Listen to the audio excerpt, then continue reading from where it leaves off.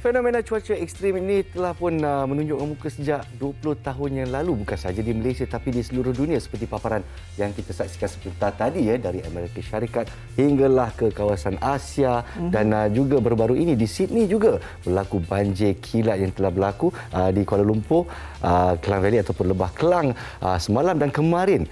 Hujan telah pun naik dan banyak kerosakan dari segi harta benda, kereta dan juga nyawa yang telah diselamatkan daripada bayi dan juga kanak-kanak. Jadi itulah dia babak-babak yang menyayat hati apa yang sedang terjadi kepada dunia kita ini, Rina. Dan yang pastinya juga kita nak mengetahuilah dalam perbincangan yang bakal kita bawakan ini, apakah punca dan sebenarnya situasi perubahan cuaca yang berlaku di negara kita, bagaimana ia memberi impak kepada perubahan cuaca ini terhadap penduduk dan juga negara. Kita terus nak bersama dengan Profesor Dr. Fradolin Tangang atau Tajuddin Mahmud, merupakan pengurusi Jabatan Sains Bumi dan Alam Sekitar Universiti Kebangsaan Malaysia. Assalamualaikum Prof, apa khabar? Selamat pagi, Selamat pagi. dan Rina. Terima kasih. Saya ke MHI. Terima kasih juga Prof bersama kami pagi ini. Baik Prof, kita melihatkan situasi cuaca di negara kita. Kalau diikutkan bulan Mac, sepatutnya kita berada di penghujung monsun timur laut, di mana kita akan bersiap sedia untuk cuaca yang lebih kering dan panas. Tetapi hakikatnya negara masih lagi mengalami hujan yang berterusan, berpanjangan sehingga menyebabkan berlakunya banjir kilat baru-baru ini. Apakah sebenarnya perubahan cuaca di negara kita yang sedang kita alami ini, Prof? Betul, Rina. Nampaknya kita bertubi-tubi mengalami banjir. Ya. Banyak kerugian kepada rakyat dan juga negara. Ya, kita sekarang sebenarnya sudah memasuki musim monsun, peralihan monsun. Jadi sejak daripada musim monsun timur laut hari itu, kita dilanda banjir besar di Kelantan, Terengganu, dan tidak disangka-sangka kita juga di Selangor mengalami banjir yang besar. Kemudian di penghujung musim monsun timur laut itu, ujung bulan Februari dan juga awal Mac itu, berlaku lagi banjir di Kelantan dan juga Terengganu. Jadi kita bertubi-tubi, berbilion kerugian kepada rakyat dan juga negara. Jadi ini sebenarnya pada saya satu tanda-tanda keragaman iklim yang disebabkan ataupun diperkukuhkan oleh pemanasan global. Jadi suhu dunia telah meningkat lebih daripada 1 darjah Celsius di atas aras suhu semasa sebelum zaman perindasbian di Eropah. Jadi kita sebenarnya mengalami fasa yang boleh dikatakan kritikal, bukan saja di Malaysia tetapi di seluruh negara. Jadi itulah. Jadi harus kita memandang perkara ini secara serius dan mengambil langkah-langkah yang patut diambil untuk meminimalkan impak lah.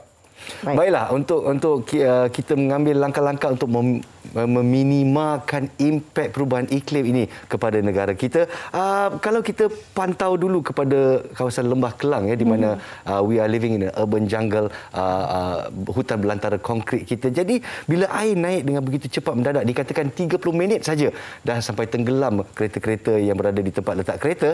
Jadi adakah ia masalah infrastruktur? Adakah kita bersedia untuk menghadapi taburan hujan yang begitu berat, Profesor? Silakan. Banjir yang kita alami dalam 2-3 hari yang lepas berbeza dengan apa yang kita alami semasa pertengahan bulan Disember yang lepas.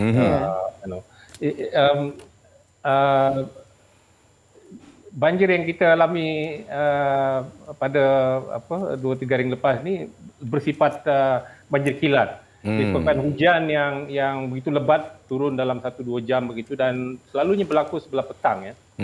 Jadi hujan yang lebat dalam masa yang sama kalau di kawasan bandar ini kita highly urbanized area ni, masalahnya adalah satu mungkin saliran yang agak kurang berkeupayaan untuk menampung aliran air yang begitu kuat ya. Banyak itu satu. Kedua, penyerapan tanah itu. Kebanyakan di bandar ni permukaannya adalah semua konkrit ya. Jadi air yang turun itu semuanya adalah berbentuk aliran ke saliran, dan sekiranya saliran itu tersumbat dan pastinya mungkin tidak dapat menampung dan menyebabkan banjir lah begitu ya. Jadi berbeza kalau macam di kawasan kampung ataupun di Terengganu, di Kelantan itu mungkin 1-2 jam hujan begitu tidak akan menyebabkan banjir ya. Tapi dengan infrastruktur, minta maaf ya Profesor, tapi dengan infrastruktur seperti smart tunnel yang sepatutnya mengalirkan air yang berlebihan keluar daripada kawasan Lembah Kelang tidak berfungsi seperti apa yang kita mahukan, dan juga mungkin habit orang bandar ni yang mungkin tidak memantau kebersihan, campak sampah di sana sini. Apabila air surut, apa yang kita nampak selalunya sampah di merata-rata. Komen Profesor. Betul juga. Pembuangan sampah yang tidak teratur dan sebagainya itu boleh menyebabkan saliran tersumbat dan sebagainya. Jadi dalam masa yang sama saya rasa tunnel ini memang ada peranan. Cuma oleh kerana perubahan iklim, semakin lama intensiti kekuatan hujan itu meningkat. Jadi kemungkinan infrastruktur seperti smart tunnel ini sudah tidak boleh menampung. Jadi saya rasa pihak berkuasa perlu memikirkan bagaimana kita mengurangkan impak banjir ini, kerana perubahan iklim akan berterusan. Dan juga kita sedang memasuki musim peralihan monsun ini. Sebelah petang, lewat petang, kita mempunyai keberangkalian tinggi untuk mendapat kejadian ribut petir seperti yang kita alami beberapa hari yang lepas. Betul. Dan juga semalam ya. Dan ini boleh menyebabkan banjir kilat di kawasan perbandaran, terutama Kuala Lumpur lah. Baik. Okey, Prof. Dan pastinya ini yang memberi kebimbangan dalam kalangan masyarakat kita. Apatah lagi bagi mereka yang tinggal di kawasan tanah rendah dan berisiko untuk menghadapi banjir lagi. Sebelum kita nak teruskan perbincangan bersama dengan Prof, kami nak bawakan pemerhatian anda untuk kita lihat tinjauan dalam kalangan rakyat sendiri berdepan dengan situasi ini ketika banjir kilat baru-baru ini. Bagaimana perasaan mereka?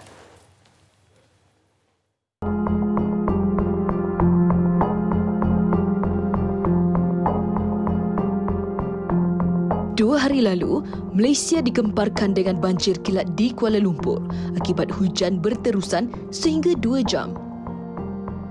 Semalam, kru MHI membuat tinjauan di salah satu lokasi yang terjejas akibat banjir. Didapati beberapa pemilik kenderaan sedang memeriksa kereta, dan berikut perkongsian mereka yang terjejas. Semalam saya ada meeting kat office. Memang tak perasan hujan lebat kan dalam office. Hujan dalam 2 jam je.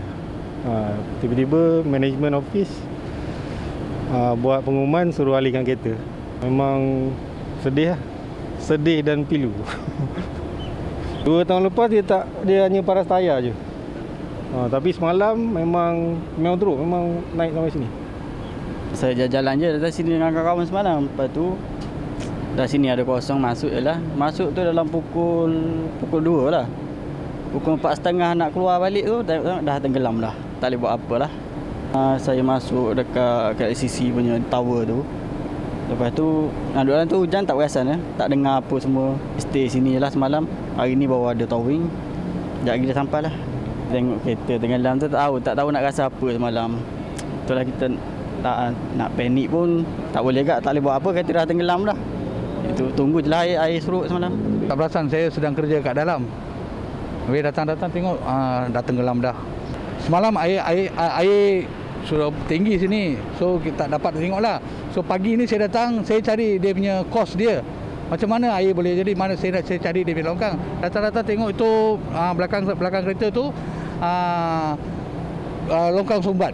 Longkang monsun besar tu, akar-akar semua sudah masuk, sampah-sampah semua sangkut sana. Dia punya kos dia memang longkang itu. Dia air banyak ni, longkang tu boleh menampung. Tapi sumbat. Masa tu ngam-ngam dekat nak hujan, saya memang dah nak balik. Lepas pada tu keluar, masa tu tengah hujan lebat, saya sempat keluar dulu. Tak sampai 10 minit, 15 minit, air dah start naik datang dah. Dan memang kalau lambat sikit, memang kalau dalam 5 minit tu memang air dah terus, tak boleh nak buat apa dah. Jadi macam kereta kawan semua dah tenggelam. Tak boleh nak buat apa dah. Tak lama saya keluar. Daripada atas, jalan atas sampai ke sini dah air dah penuh dah. Ya, saya ingin memetik statistik daripada Profesor yang disebutkan tadi, di mana seluruh dunia mengalami kenaikan 1 darjah Celsius, dan ini kalau kita fikir secara amnya, okeylah dia naik 1 tak adalah rasa sangat, tapi impaknya sangat besar di mana ia dapat mencairkan ketulan-ketulan ais di kutub utara dan juga selatan, menaikkan paras air. Dan mungkin kita nak bertanya kepada Prof sekarang, adakah kenaikan paras air ini punca kenapa pesisiran pantai di Kelantan dan juga Terengganu mengalami banjir yang serius? Mungkin Prof boleh ulaskan. Bila kita bercakap pasal banjir ini, kenaikan aras laut memang satu faktor yang boleh menyumbang. Tapi kenaikan aras laut disebabkan oleh pemanasan global ni satu fenomena agak perlahan. Tetapi dalam ketika di mana hujan lebat misalkan, jika berlaku pasang besar, dan itu pastinya akan mempengaruhi kejadian banjir juga.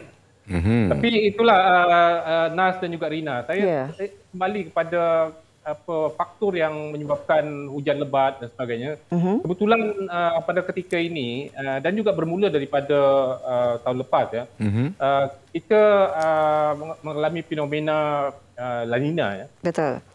Dan fenomena ini berkategori sederhana.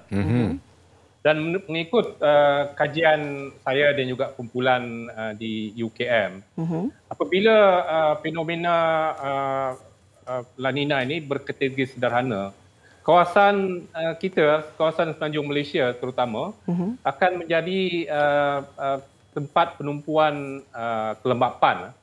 Jadi ini akan menyebabkan intensiti hujan meningkat.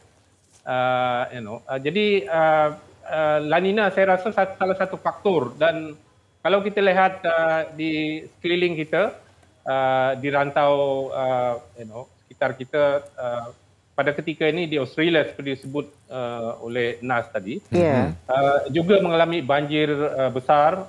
Jadi ini berkait dengan apa yang disebut fenomena La Nina, iaitu penurunan suhu di bahagian barat dan juga timur Lautan Pasifik, dan akibat penurunan ini angin timuran akan semakin kencang dan meniup lembapan itu ke kawasan kita. Dan ini akan menyebabkan hujan lebat, dan terutama saya rasa ini harus kita bagi perhatian juga kerana kita memasuki peralihan monsun ini.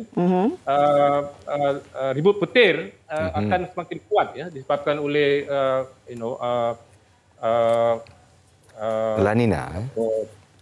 Disebabkan oleh jumlah kelembapan yang agak tinggi di kawasan kita pada ketika ini. Tapi saya kalau saya boleh tambah, Nas, Ya, saya. Walaupun La Nina itu disebut, tetapi perubahan iklim, pemanasan global itu memainkan peranan sebenarnya, yang menyebabkan keragaman iklim, kerana setiap peningkatan suhu itu akan meningkatkan kelembapan, jumlah kelembapan di udara juga. Jadi semakin lama kita mengalami perubahan iklim ini, pemanasan global ini, semakin banyak kuantiti kelembapan udara yang akhirnya akan menjadi hujan. Jadi sebab itu saya katakan tadi, kalau mengikut kajian yang telah dilakukan di Kuala Lumpur, sejak daripada 30 tahun yang lepas, kajian mendapati bahawa intensiti ribut petir dan juga hujan di Kuala Lumpur ini telah meningkat banyak 30%. 30% ya? Telah meningkat 30% dan mungkin orang awam dapat memerhatikan bahawa mungkin ribut petir semakin kuat, hujan semakin kuat. Jadi ini sebahagiannya mungkin disebabkan oleh kewujudan lembapan yang banyak di udara dan juga haba lah. Okey, Prof, maaf saya mencelah. Kalau boleh dikongsikan, adakah situasi ini akan berpanjangan lagi atau bagaimana di negara kita? Adakah Malaysia bersedia menghadapi perubahan iklim yang mendadak ini? Dari segi perubahan iklim ini pastinya berpanjangan, sebab ini berkait dengan peningkatan suhu dunia. Dan seperti yang saya sebut tadi bahawa sekarang ni dunia telah mencapai lebih kurang 1 darjah Celsius di atas aras sebelum zaman perindaskan di Eropah, dan itu sudah menghampiri target had 1.5 di bawah perjanjian Paris.